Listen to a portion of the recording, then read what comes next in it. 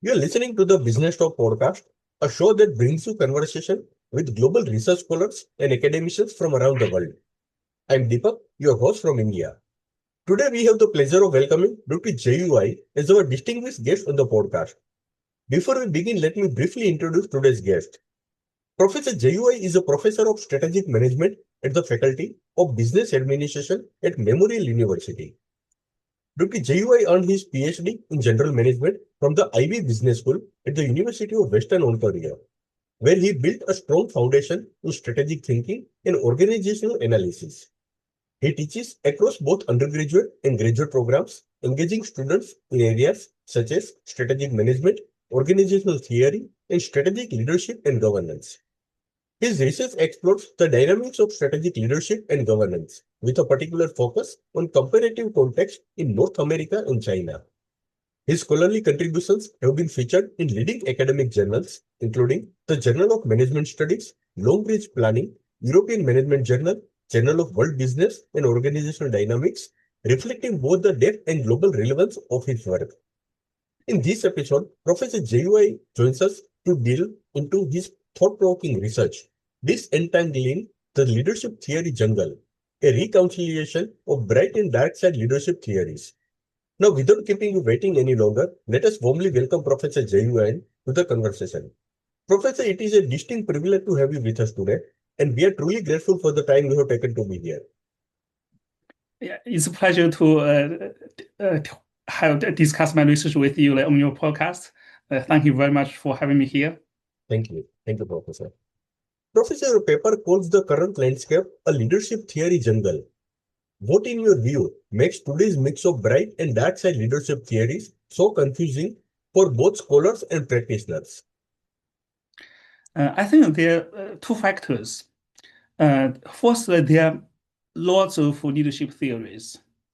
Actually, for virtually every adjective describing leadership, we have corresponding leadership theories. As you know, we have transformation leadership theory, authentic leadership theory, ethical leadership theory, and I just saw also like responsible leadership theory, so on and so forth. So there are lots of leadership theories. And also, we don't really have a good idea how those different leadership theories are related to each other. Right? There are lots of leadership theories, but we don't really know how they are related to each other. And a lot of times they could be complementary, but also like they could be in conflicts. So in this sense, the leadership literature is very much like a jungle. So we try to make sense of like this landscape of leadership theories. What we find is that most leadership theories take a very idealistic view, essentially arguing that bright side leadership is effective and dark side leadership is ineffective. It's simple, but also idealistic. But meanwhile, there are some leadership theories that challenge that prevailing idealistic view. For example, some researchers realize that dark side leadership could be effective, at least in some sense and under certain situations or certain context. And we have seen lots of examples. For example, Donald Trump or Elon Musk, and also Steve Jobs. Those famous leaders regularly engage in like dark side leadership behaviors, but they have been effective at least in some sense and under certain situations, right? And some researchers also realize that bright side leadership could have its problems. I'm not sure how about in India, but I think in English there is the saying that last guys finish last. We noted that also in the paper.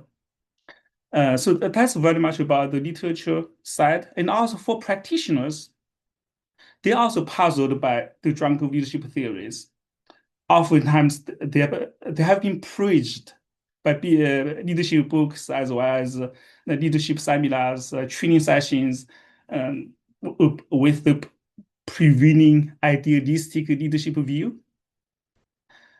While the idealistic view makes some sense to practitioners or practice leaders, most of them don't truly believe it. Based on their lived experience, they know lots of times like dark side leadership could be effective. So the leadership literature is also pretty confusing, like for practicing leaders. Yeah, that in that sense, we call it like a jungle for leadership theories. Yeah. Very interesting.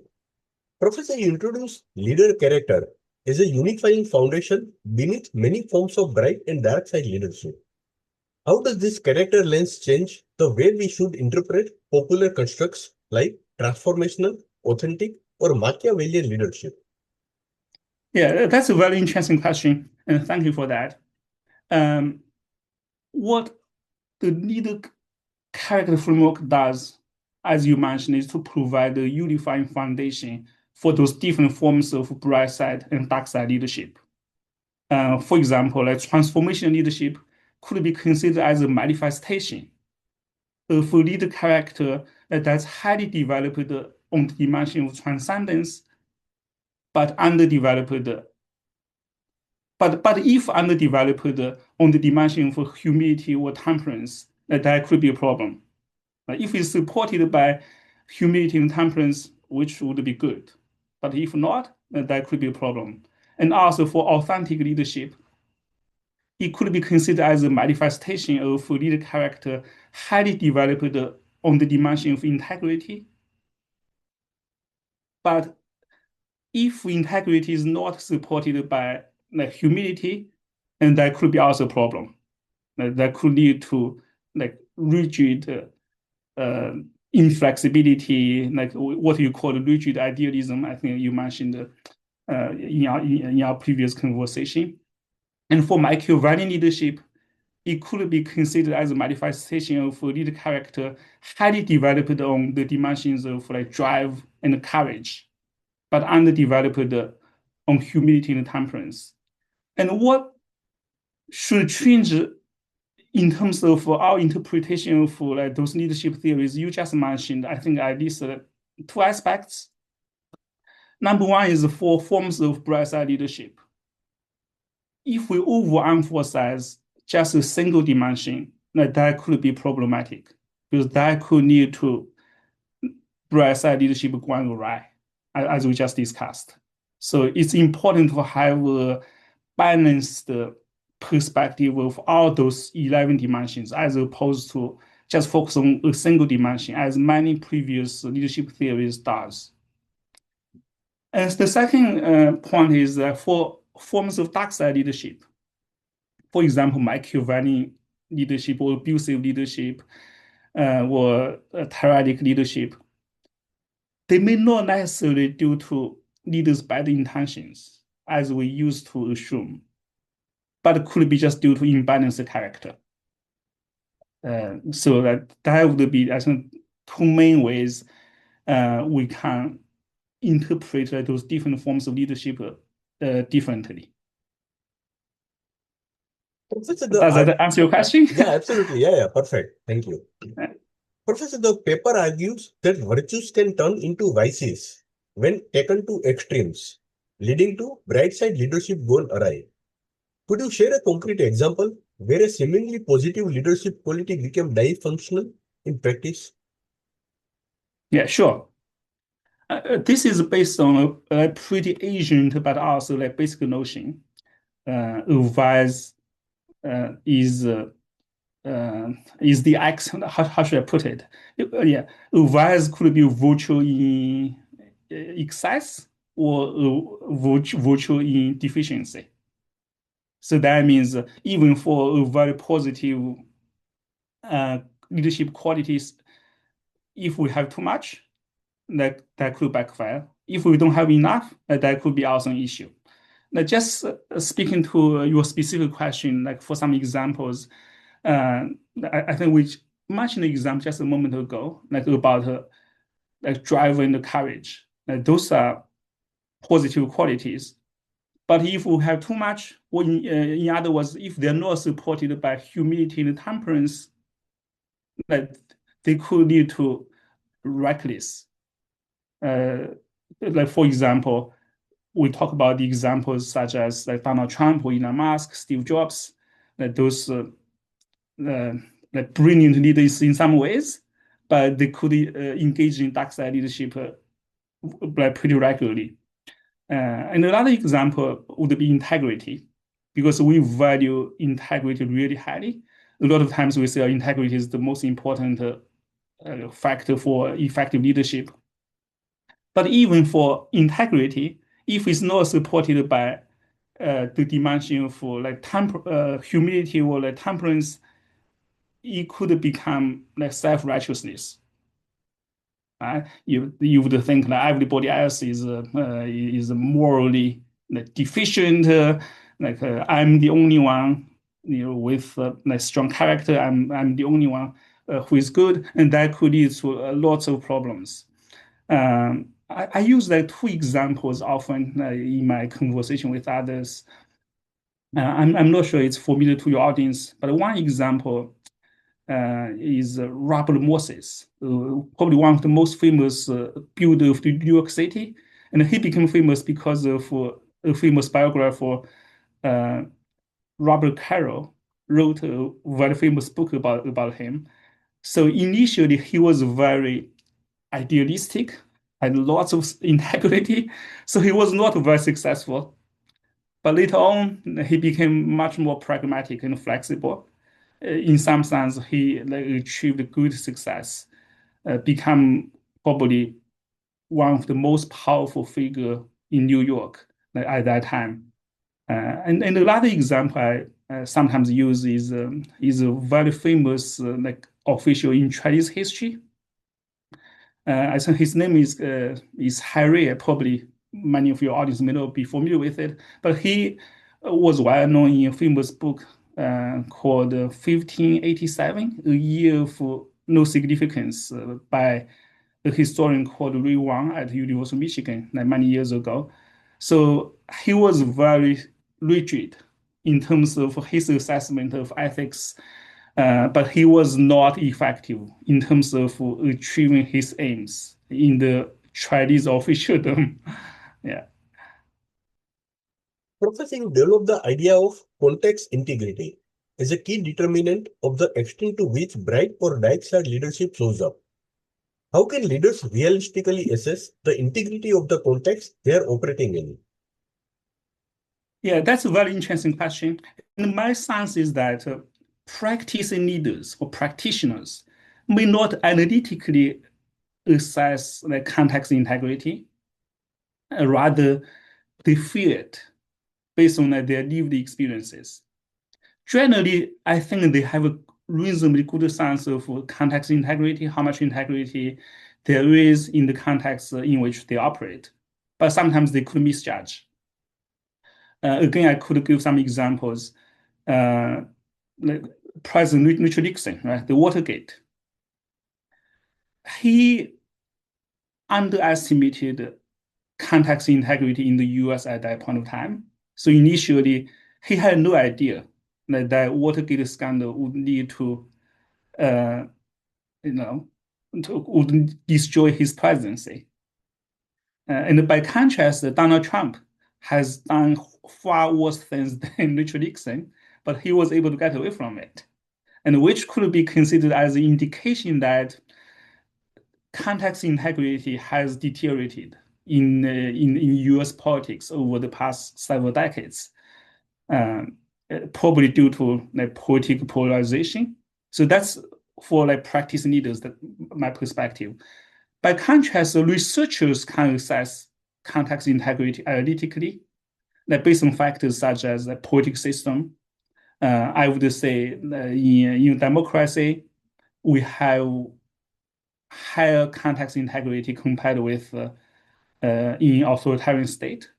And we could also assess context integrity based on the corporate governance system, the media environment, whether we have freedom of press, or also the education level for constituents.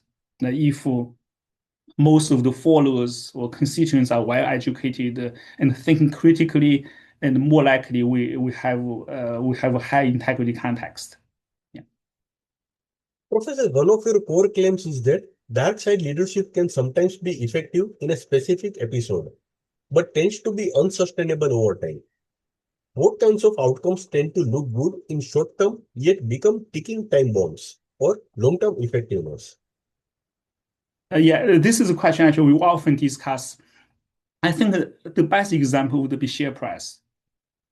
In the corporate world, a lot of times senior executives, especially CEOs, are evaluated based on share price of their companies, right?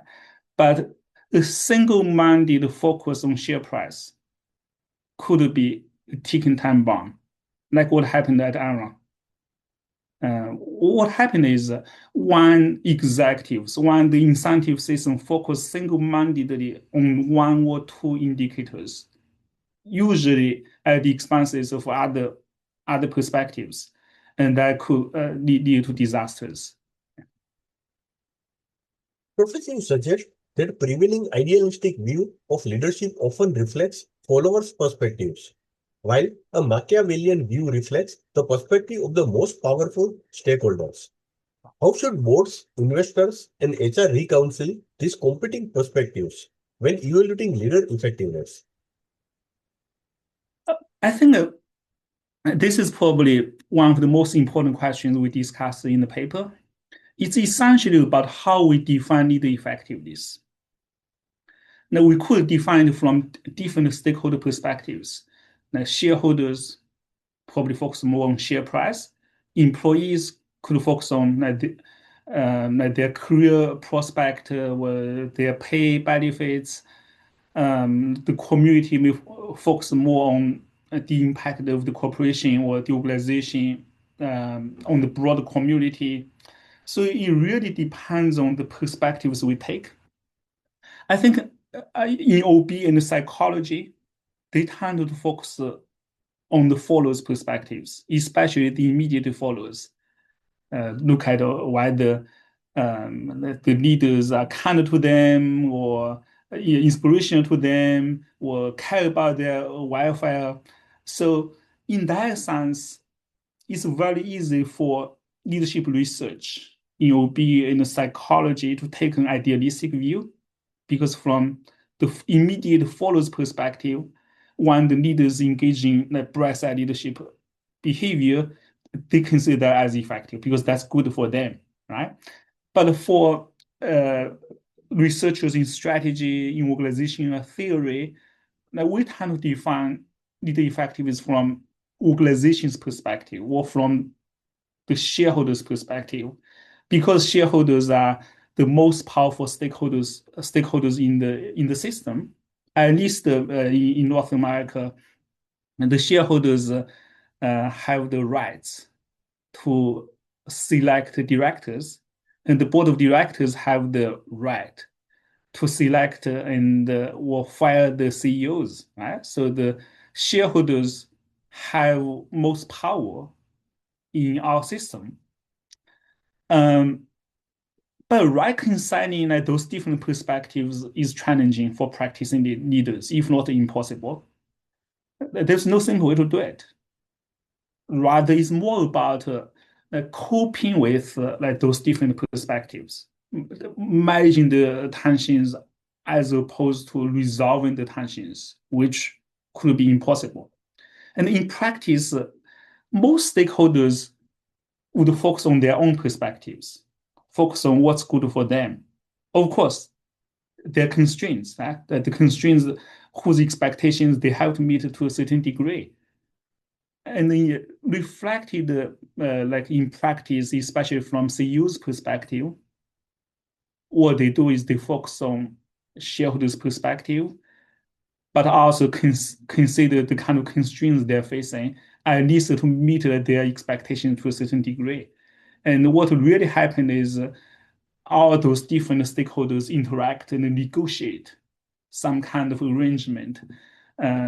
So just to sum it up, so I don't feel like those practitioners, the board directors or investors or HR professionals, they can really reconcile those different perspectives. It's more about they manage effectively like those different perspectives based on their particular circumstances or situations. Professor, the paper argues that bright side leadership is especially likely to backfire in low integrity contexts. For a competent, well-intentional leader who finds themselves in such a context, what practical strategies would you recommend to avoid excessive positivity or naivety? Yeah, that's a very tough question, Deepak. Let's assume we are talking about legitimate organizations, right? The kind of organizations we usually deal with, in our daily life or in our workplace, because leadership can be pretty different in criminal organizations, such as mafia. Okay, so most of our research, of course, focus on legitimate organizations. So let's focus on that in our discussion here, if you don't mind. So like, there are two levels of analysis in terms of this issue. Like for leaders or for example for CEOs, there is a context the leader has lots of control over. For example, his or her organizations within the organization, the leader has lots of control over or influence over context integrity within the organization, right? He or she can do lots of things to improve the context integrity within the organization. But the other part is the broad context. For example, the context integrity of Canada or the context integrity of India. And for this kind of broad context at a higher level, uh, leaders have very limited control. The kind of challenges they would be facing would be similar to those facing a country like that tries to transform from a dictatorship to democracy. So which is pretty challenging. Right? So it's there's no easy answer to that. Um, but in terms of like general level, as I would still say, like for leaders with a strong character, they need to be more flexible and pragmatic in low integrity context. It would be a difficult situation for them, but if they want to stick to their principles but still survive in that kind of context, they need to have a stronger sense of flexibility and pragmatism in low integrity contexts. And that said, I do want to add that leaders with a strong character, or in your words, leaders with or well-intentioned leaders, they're more likely to improve the context integrity, right? Because for leaders with imbalanced character, they may be more likely to thrive in low integrity context. They have limited incentive to improve uh, context integrity of their environment. So it's a difficult question. Professor, you distinguish between leaders with strong character and those with weak or imbalanced character. What early warning signs should organizations watch for that suggest a high-performing leader may actually have an imbalanced character configuration? um, I think there are two parts to this question. First, I think we could assess lead character directly, and my co-author, Professor Mary Clausen, and some of her colleagues, they have worked on the lead character framework for many years. They developed some tools through which organizations can use to assess lead character. And of course, if we measure all those different dimensions, and we should be able to tell why the lead character is balanced or imbalanced, strong or weak, right? Uh, and with regard to your specific question, because you mentioned high-performing leaders, so it depends how we define high-performing leaders. I guess you mean those leaders who achieve their numbers, especially financial numbers, right? So that's really from a shareholder's perspective, like they're high-performing leaders. And from an employee or direct followers perspective, they may not be really high-performing leaders. I heard of a story about Steve Jobs. Of course, from a financial perspective, from a product perspective, he was extremely successful, extremely effective.